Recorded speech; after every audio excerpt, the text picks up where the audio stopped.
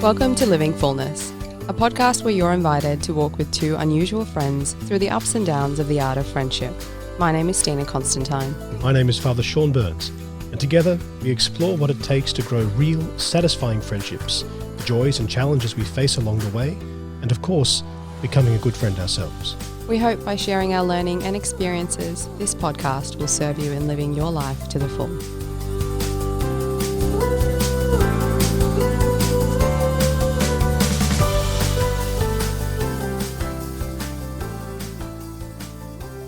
Hello and welcome back to yet another episode of Living Fullness. Whether you're listening through your earpiece, in your car, in your home, or watching on our YouTube channel, you are most welcome. We have a very exciting guest on here today. Padre, would you like to introduce our guest? It's my pleasure to introduce my friend and brother, Father Reece Beltrame, not my blood brother, but my brother in the priesthood and in ministry. Father Reece has been ordained since 2016. Correct. Yes. Yep. And we went through seminary together and sat in classes together and probably irritated one another and continue to do so even now. But we're talking about what it's like to be friends in ministry, and Father Reece will assist us in exploring that topic. So. Fantastic. Wonderful to be here, Father Sean and Stina. Really great to be here. Wonderful. Having you here. So if you don't mind, I might start with the firing of the questions. Fire away. First question for you is, could you, in a nutshell, just tell us a little bit about your story, your testimony? And were you always a Catholic? Were you always practicing? What's the go? Sure. Love to. Look, I grew up in a Catholic family, and as a child I had a really innate sense of God and a really good spiritual sense, which is a gift from God. I don't think it was my own doing. And so I always knew, just going to church, saying my prayers, that there's something special here, there is something special in the church, that God is someone I want to stay close to in my life. As a young child, I knew it, and it was really big in my heart. You know, fast forward to, say, age 17, I still had a really good sense of God in my heart, but from there, really, I lacked a solid Christian education, which is so important, just knowing the ins and outs of my faith, and also I lacked Christian role models in my life. So for anyone in that situation, you can see they're headed for a tough time. So it probably wasn't until age 23 where I just kind of, I looked through my phone, I didn't have one Catholic friend in my phone. I thought, far out, this has got to change, this has to change. And so I started to seek a Catholic community. And that's when I met actually a group of young people that came back from World Youth Day in Germany. And that was the beginning of the real change in my life. And it was only probably 2 years after that I joined the seminary. Interesting. Yeah. That is indeed. How did your friends react when you ended up at Vianney? Like when you decided, okay, I've had this sort of chain of events that has led to my desire to want to go to the seminary. How did the people around you respond to that? Yeah, look, they were actually pretty cool. I remember one friend saying, I expected you to do that. So there's one like that. And the rest are fairly ambivalent. They're like, yeah, right, if you're happy, go do it. So there's a very carefree and do what makes you happy culture. So in that sense, it didn't make it socially hard to make that big leap. Even working in construction, which you get a lot of colourful people, a lot of colourful personalities. Even in there was a great deal of respect. So yeah, there was no real kickback or anything like that. Yeah, fair enough. That is positive. Yeah. In a way, it's positive anyway. There's probably some negative insofar as there's a happy-go-lucky culture with no commitment, I guess, and no sense of right and wrong. But at the very least, there's an openness to what is good, as well as an openness to what is bad, but also an openness to what's good. So that's yeah. Sure. And look, I remember one person saying, "Oh, that's great. You can do that for a while if you like." Yeah, and I'm like, yeah. Anyway, sure. I didn't. I just let that one go. But sure. You hit the nail on the head there. Yeah. prior to the moment where your faith became real to you, was there ever something that you would have wanted that younger version of yourself to know? Like if you could say something to that person? Yeah, I'd write him a whole essay. Yeah, yeah. But I mean, to put it in some dot forms, that the ability to live your own faith out is intrinsically linked to, and your vocation, to embrace your vocation and live your faith out is intrinsically linked to your happiness. And I'd say, get out of your Catholic comfort zone, find some Catholic friends. Don't worry about your career. Don't worry about your money. Don't worry about that. Your faith is number one, and that's what's going to. That's the most important thing in your life. Yeah, so that's what I'd say. And read some good Ignatius Press books. Don't wait till your mid-20s. Good plug, Ignatius Press. What do you think it would take to remain friends with the people you were friends with pre-seminary or pre-conversion? Yeah, good question. Fortunately, I do have still some people I stay in touch with. And some of them aren't practicing, some of them aren't Catholics. There's different people from different walks of life. But there's just a general respect and appreciation of the other person's company. They obviously have to respect that, I'm a priest, I'm a Catholic. I in turn respect their whatever worldview they come from, or their lack of faith, or their secularism. But there's actually a great love between us, and there's a mutual appreciation. And sometimes it's great, to catch up with someone outside the church and just to have a couple beers and sit around the table, have some wines and just talk about the old days and not be, you're not really a parishioner-priest relationship. They're just outside the circle, and it's like old days. So, just a mutual respect and appreciation, and I'd say the ability to have a beer or a wine and have a laugh. Yeah, for sure. Yeah, that's. I can resonate with that. That's, to be able to do that is really nice, to know that you haven't just all of a sudden, you went to the seminary and then cut everybody off after that, no, that's absolutely. So a few questions for you then, for both of you, seeing as you're both in the priesthood. Some questions for you guys. Firstly, you both went to Vianney together, you were both there at about the same time, is that right? You weren't in the same year though? Only a year difference. Yeah, right, okay. Yeah.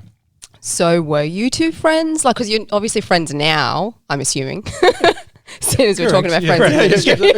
Agreed. Yeah. So were you guys friends when you were studying?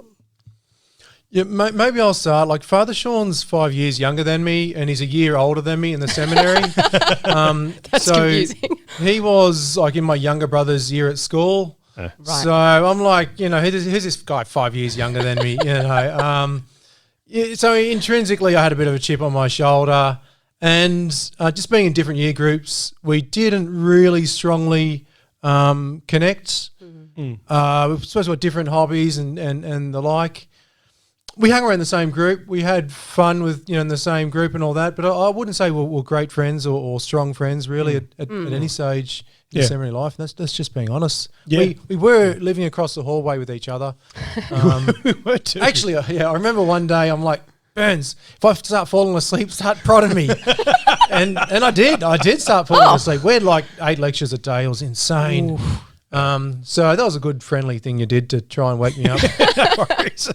Well, I would agree with what you've said. Is that I didn't in any way notice a chip on the shoulder. By the way, just so if that was the case, it was not shown.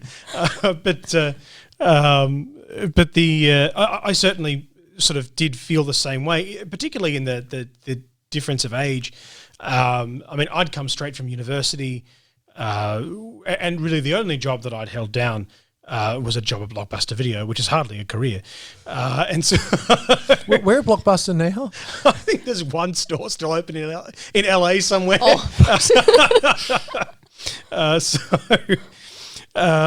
So we came from two completely different walks of life, as well as the difference of age. So difference of experience, difference of age. And so we just never quite connected as friends. So pre-seminary, at seminary, I would say no, but now, yeah, definitely. So when did the friendship actually happen then? I think it's hard to put a time on it, but what do you think? Yeah, well, it's an organic development, so you can't say it happened on this day at this hour. Yeah. And I asked you, will you be my friend? I will.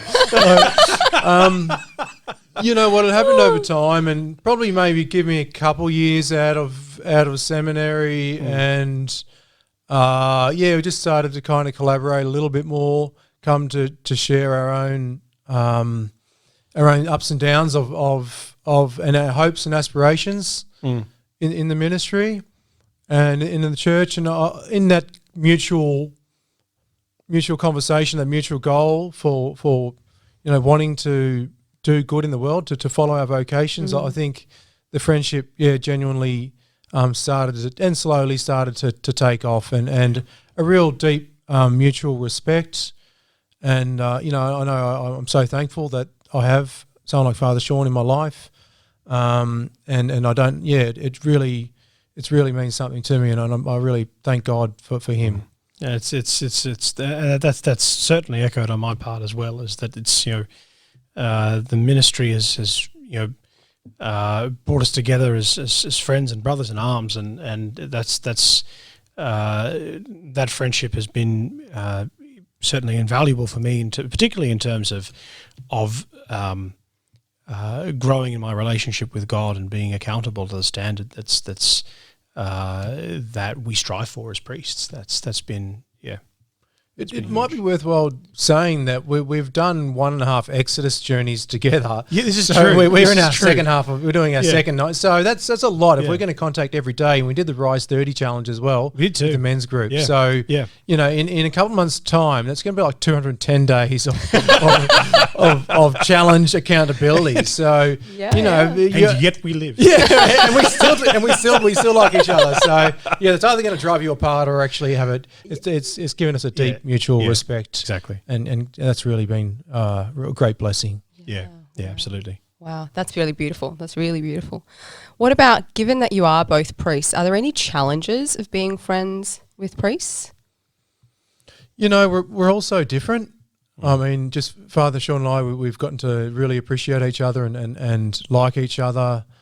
Yet we're so different, and everyone is. And so we'd look at certain things and problems and would do them differently, or that we would say it differently. And we've got different strengths and different experiences and perspectives. So learning to respect someone when you don't necessarily agree where they're coming from, learning to appreciate them when you cringe when what they're doing. Like, what's he doing that for? And I think that's part of a mature relationship. And actually, when you can disagree with someone and still be friends with them, or you can actually sense there's a bit of tension with the conversation you've had, and then you can go away and it's not still there a week later, a month later. That's a sign that it's a good, solid friendship. So exactly. We've endured the ups and downs of life, I'd say as well. So nothing major, but just the normal tit for tat. Yeah. I ditto. That's Ditto. I think that's. I don't know if I could say anything more than that. I mean, that's exactly right. I think the same challenges that any good friendship faces is what priest friends face as well. Yeah, is, based on the personality differences and the different approaches and So you've spoken a little bit there then about accountability and the encouragement. What would you say is the best part about having a friend in the priesthood as well? Look, there's not many people who can really appreciate what a priest goes through. I'd say only another priest. Yeah. So, having, I don't cry on your shoulder, Father Burns. Can you tell everyone on the stream I don't cry on your shoulder? He does not cry on my shoulder. Noted. And I'd expect you to punch me in the eye if I'd ever tried to. Oh, gosh. But we can kind of get together and have a whinge, or, metaphorically cry, look, Burns, this happened, this happened, and I'm trying this, and I got sideswiped, and this project got up, but then it didn't get up, and no one's supporting me, and, life's terrible. Yes. So, having mutual support is great. and realizing that you're not the only one whose life is terrible. When Father Sean also tells me his life's terrible, I feel slightly encouraged and happy. I'm glad your life is terrible together. There's But I guess you're not in it. Yeah, and you're not in it alone. So yeah, that's right. That's so true, Stina. Like you just, when you feel alone.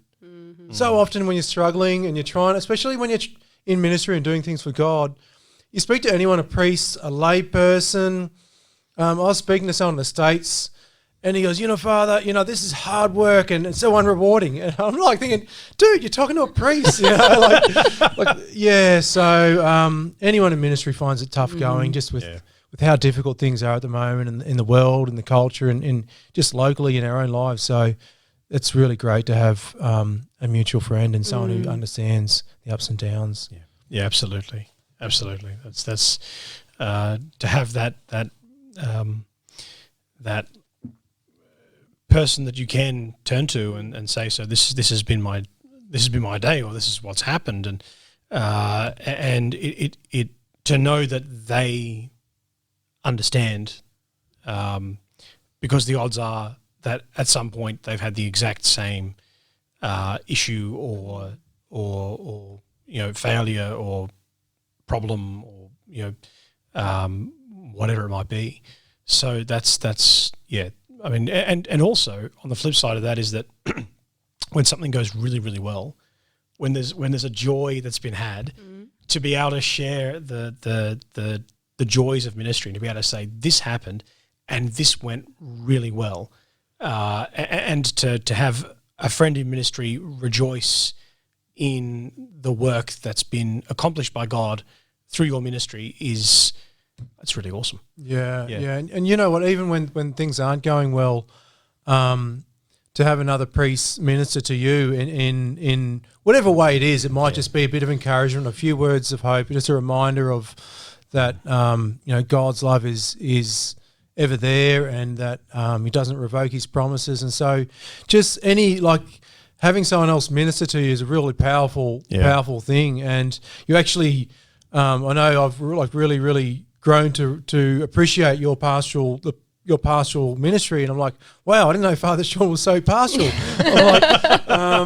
So I'm like, wow, that's incredible. And it's just like sometimes you think that your friend is like the mouthpiece of God when they're just speaking to you, and just ministering to you when you are in the dumps. So it's really, really been a great blessing. Similarly here, yeah. That's really beautiful. Yeah. As a lay person hearing that, we can sometimes get the impression that, Father knows everything and he just, has everything under control. And sometimes he can be a little bit, frantic, but he'll be fine tomorrow.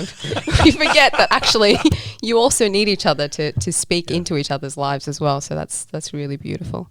What about in terms of friendship with Christian lay people then? Do you think that that's something that's important for priests or not? Or what are your thoughts on that? Yeah, absolutely, it's important. And might I just add, it needs to be the right person as well. In a parish, a priest is meant to be father to everyone. And so the one thing you don't want is father as friend to this group or to that person. Mm-hmm. And that person might have a real influence on you. And then you stop being father or fatherly.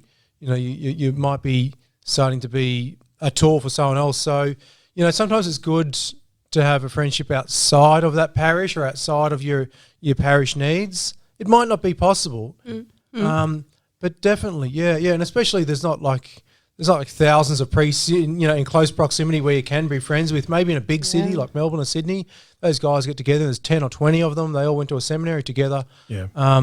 So it's yes, but there's just a few footnotes there. That's really good.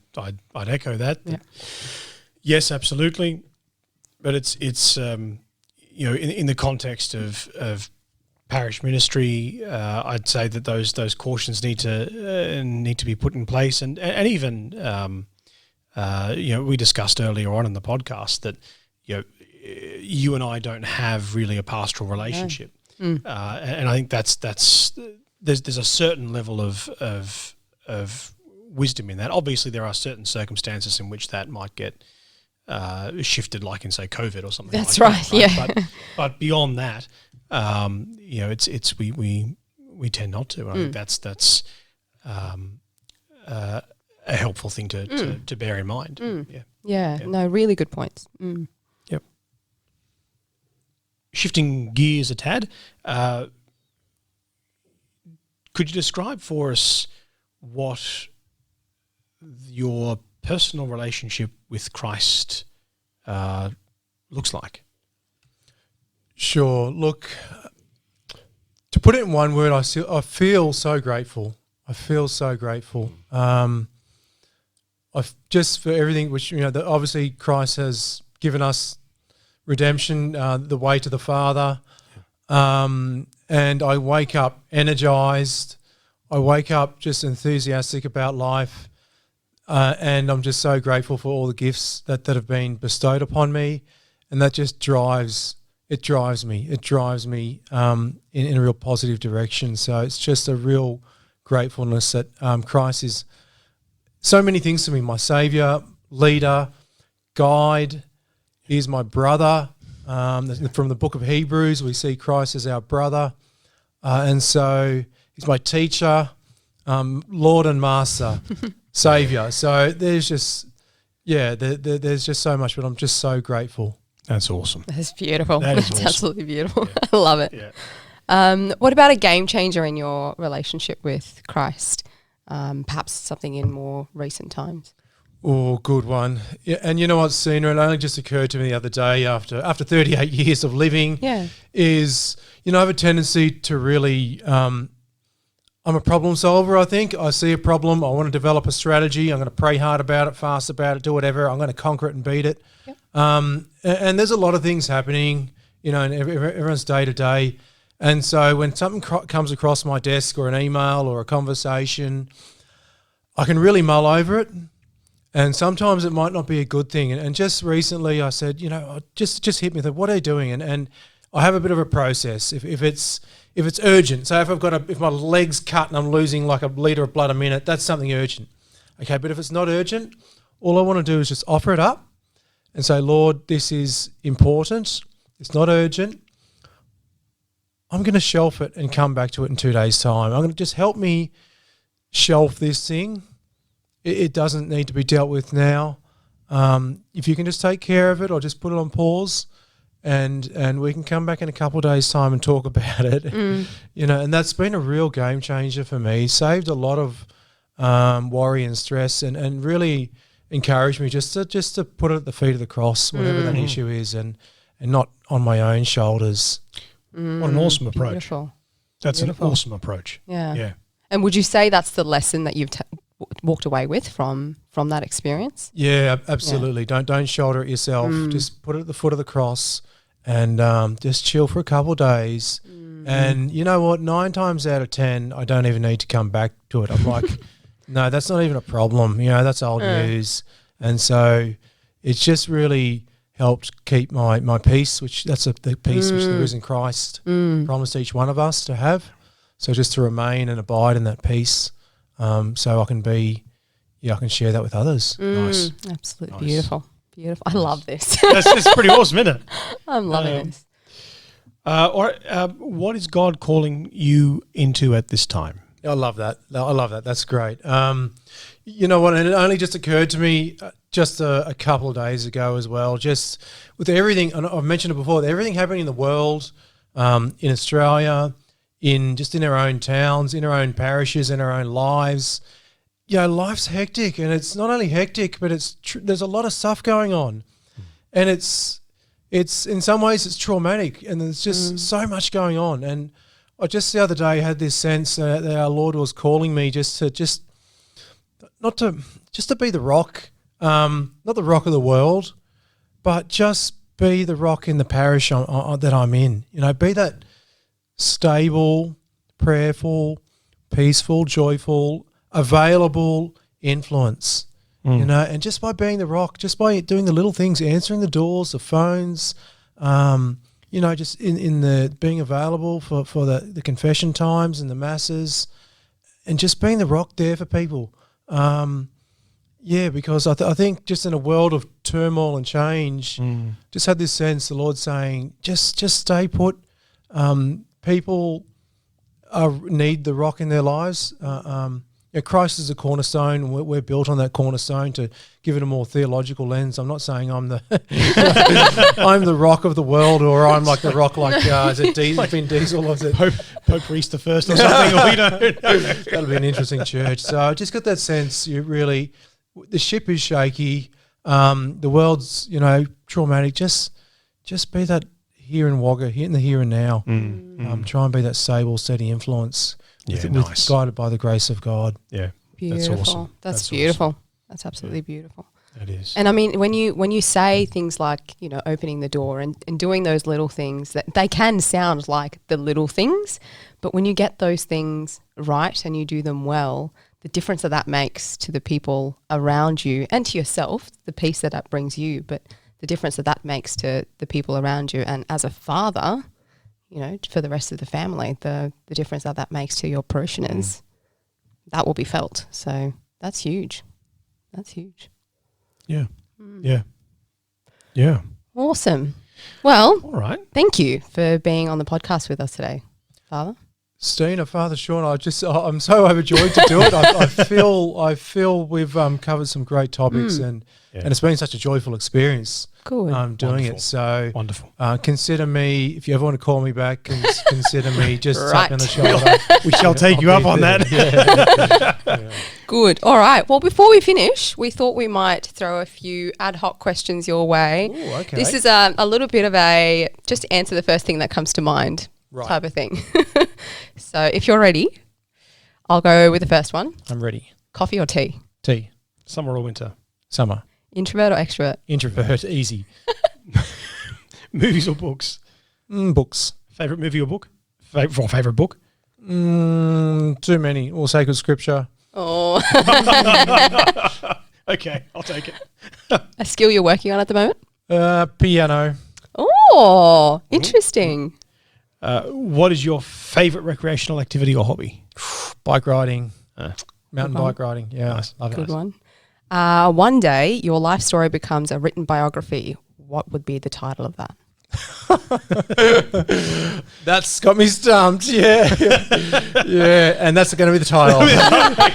That's got me stumped. Love it. Yeah, stumped. Nice. Nice. What inspires you? Gratefulness. I'm just so grateful, just grateful to God, grateful to everyone who's been in my life, every gift that I've received, and just wanting to hand that on, to Nice. live a life of sacrificial love. Nice. Beautiful. Beautiful. Beautiful. Who was your first best friend and how old were you? Yes, difficult one. Well, I'd say in high school, my mate Tom Barrett was like real best friend. Interestingly, we didn't like each other for the first week or so either, but then we became great friends. There's so a shout pattern out here. to Tom wherever he is. Yeah. Very good. And one thing people misunderstand about you. Right. If I look angry, I'm not. Yeah, I'm just thinking. And I mean well. I have not seen this angry face. Every time I've seen you, you're either singing or whistling or you're running somewhere. This is new.